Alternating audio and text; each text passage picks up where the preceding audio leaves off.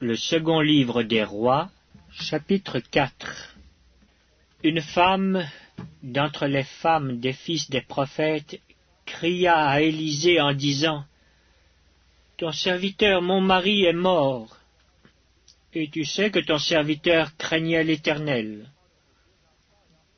Or le créancier est venu pour prendre mes 2 enfants et en faire ses esclaves. » Élisée lui dit : « Que puis-je faire pour toi ? Dis-moi, qu'as-tu à la maison ? » Elle répondit : « Ta servante n'a rien du tout à la maison qu'un vase d'huile. » Et il dit : « Va demander au dehors des vases chez tous tes voisins, des vases vides, et n'en demande pas un petit nombre. Quand tu seras rentré, tu fermeras la porte sur toi et sur tes enfants, tu verseras dans tous ces vases, et tu mettras de côté ceux qui seront pleins. » Alors elle le quitta.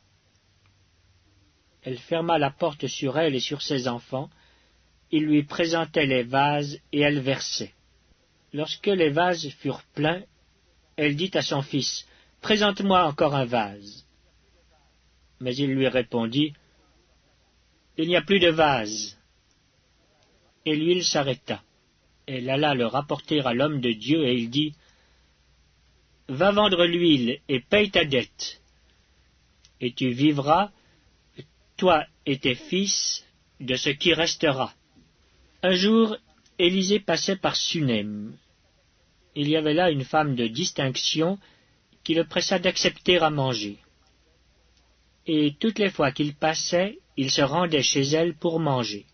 Elle dit à son mari : « Voici, je sais que cet homme qui passe toujours chez nous est un saint homme de Dieu. Faisons une petite chambre haute avec des murs, et mettons-y pour lui un lit, une table, un siège et un chandelier, afin qu'il s'y retire quand il viendra chez nous. » Élisée, étant revenu à Sunem, se retira dans la chambre haute et y coucha. Il dit à Géasi, son serviteur : « Appelle cette Sunamite. » Géasi l'appela, et elle se présenta devant lui.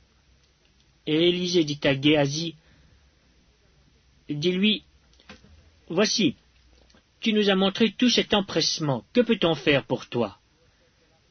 Faut-il parler pour toi au roi ou au chef de l'armée ?» Elle répondit : « J'habite au milieu de mon peuple. » Et il dit : « Que faire pour elle ?»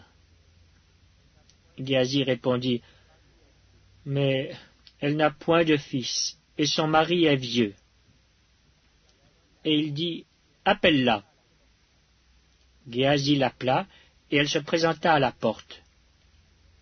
Élisée lui dit : « À cette même époque, l'année prochaine, tu embrasseras un fils. » Et elle dit : « Non, mon Seigneur, homme de Dieu, ne trompe pas ta servante. » Cette femme devint enceinte, et elle enfanta un fils à la même époque, l'année suivante, comme Élisée lui avait dit. L'enfant grandit.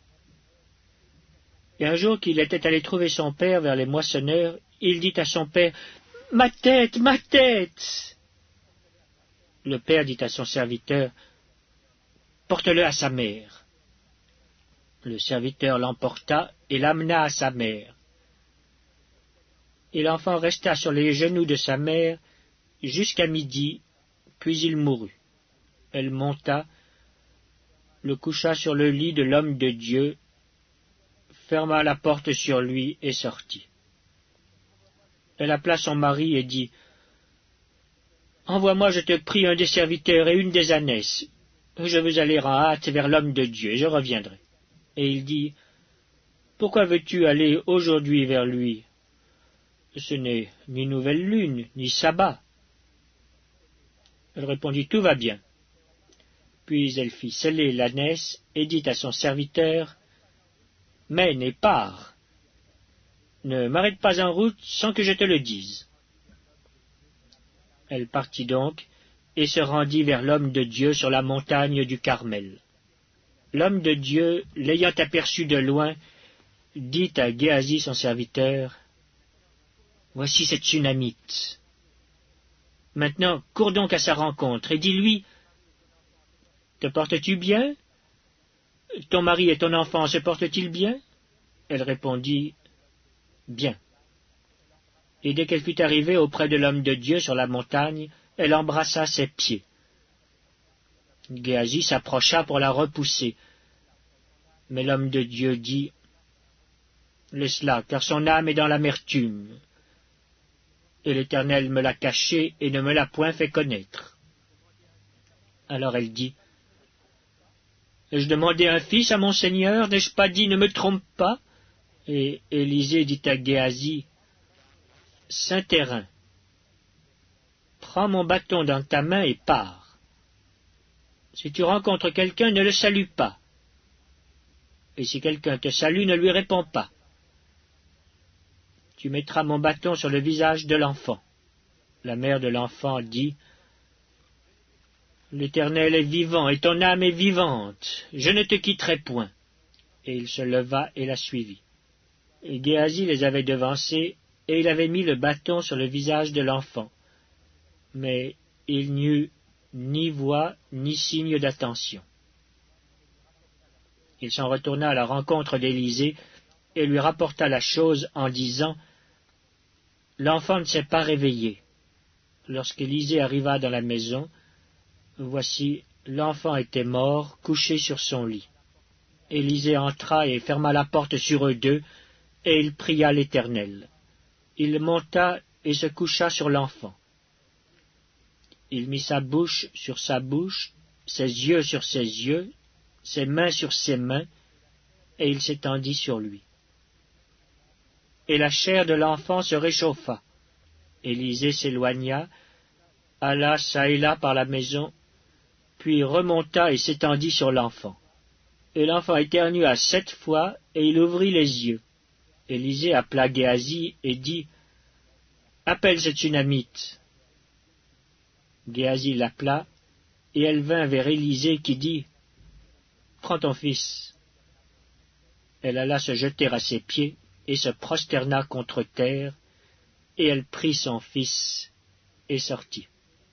Élisée revint à Gilgal, et il y avait une famine dans le pays. Comme les fils des prophètes étaient assis devant lui, il dit à son serviteur, « Mets le grand pot et fais cuire un potage pour les fils des prophètes. » L'un d'eux sortit dans les champs pour cueillir des herbes. Il trouva de la vigne sauvage, et il y cueillit des colocanes sauvages plein son vêtement. Quand il rentra, il les coupa en morceaux dans le pot où était le potage, car on ne les connaissait pas. On servit à manger à ces hommes, mais dès qu'ils eurent mangé du potage, ils s'écrièrent, « La mort est dans le pot, homme de Dieu !» Et ils ne purent manger. Élisée dit, « Prenez de la farine. » Il en jeta dans le pot et dit, « Sers à ces gens et qu'ils mangent. » Et il n'y avait plus rien de mauvais dans le pot. Un homme arriva de Baal-Shalisha. Il apporta du pain des prémices à l'homme de Dieu, 20 pains d'orge et des épis nouveaux dans son sac.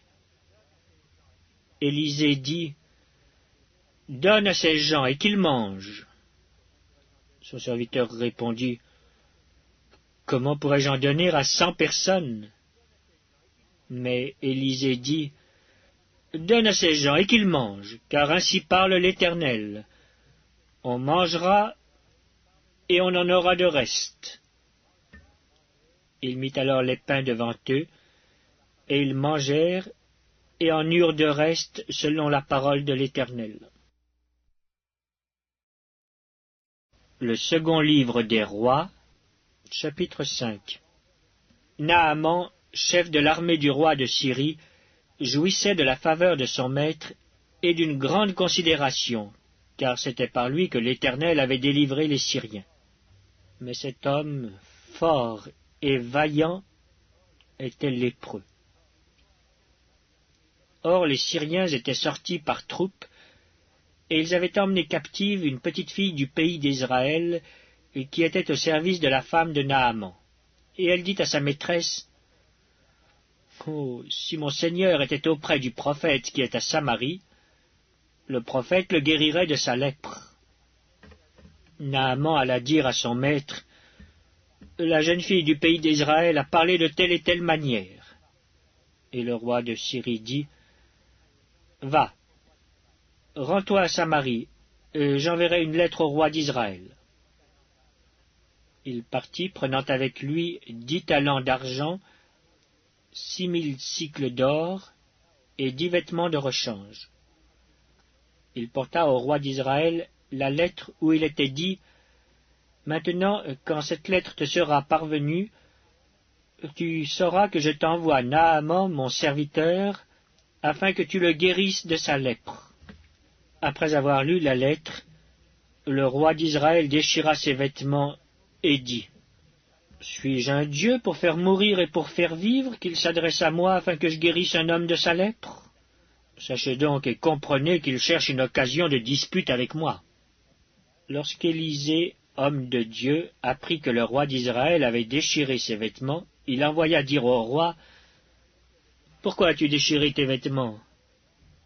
Laisse-le venir à moi, et il saura qu'il y a un prophète en Israël. » Naaman vint avec ses chevaux et son char, et il s'arrêta à la porte de la maison d'Élisée. Élisée lui fit dire par un messager, « Va, et lave-toi 7 fois dans le Jourdain. Ta chair redeviendra saine, et tu seras pur. » Naaman fut irrité, et il s'en alla en disant, « Voici, je me disais, il sortira vers moi, il se présentera lui-même, il invoquera le nom de l'Éternel, son Dieu. Il agitera sa main sur la place et guérira le lépreux. Le fleuve de Damas, la Bana et le Parpar, ne valent-ils pas mieux que toutes les eaux d'Israël?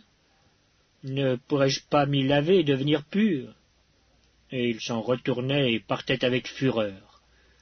Mais ses serviteurs s'approchèrent pour lui parler et lui dire, « Mon père, si le prophète t'eût demandé quelque chose de difficile, ne l'aurais-tu pas fait?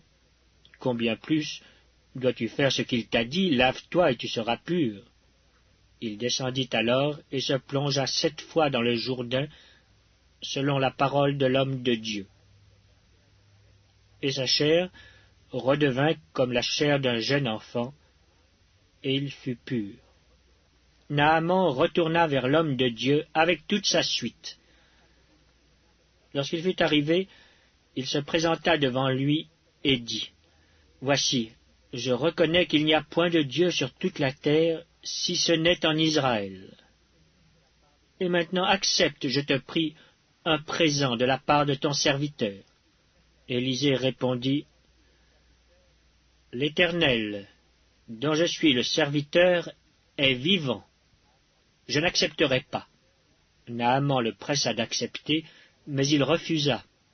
Alors Naaman dit, « Puisque tu refuses, permets que l'on donne de la terre à ton serviteur, une charge de 2 mulets, car ton serviteur ne veut plus offrir à d'autres dieux ni holocauste, ni sacrifice. Il n'en offrira qu'à l'Éternel. Voici toutefois ce que je prie l'Éternel de pardonner à ton serviteur. Quand mon maître entre dans la maison de Rimon pour s'y prosterner et qu'il s'appuie sur ma main, je me prosterne aussi dans la maison de Rimon.